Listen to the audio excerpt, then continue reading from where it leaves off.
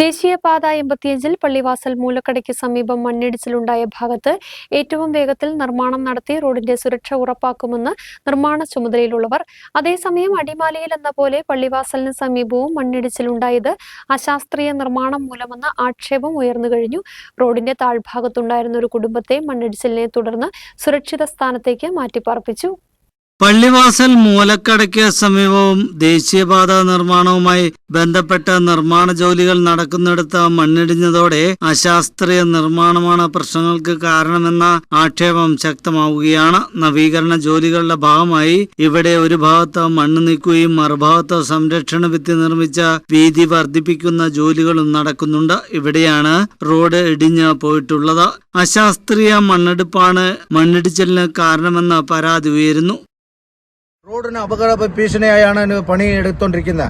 ആ പണിയിലേക്ക് സർക്കാർ ഉദ്യോഗസ്ഥന്മാർ ഈ കോൺട്രാക്ടുകാർക്കെതിരെ കൃത്യമായുള്ള അന്വേഷണം നടത്തണം.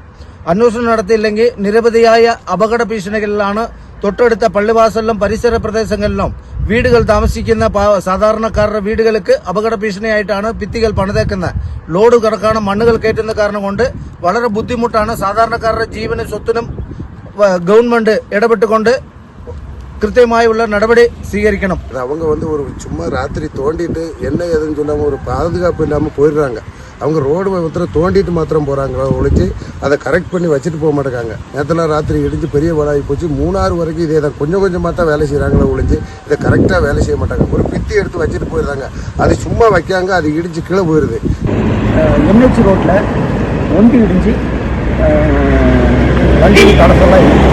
அது இல்லாமல் இன்னும் கலந்துகளுக்கும் வாய்ப்பு கம்மி இருக்கு.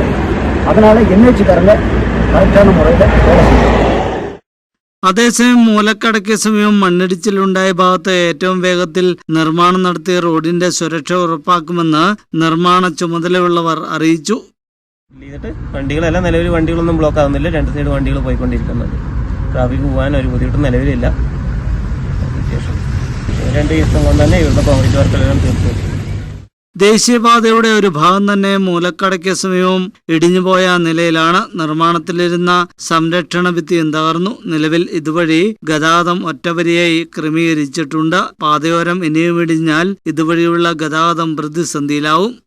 News bureau, Munnar.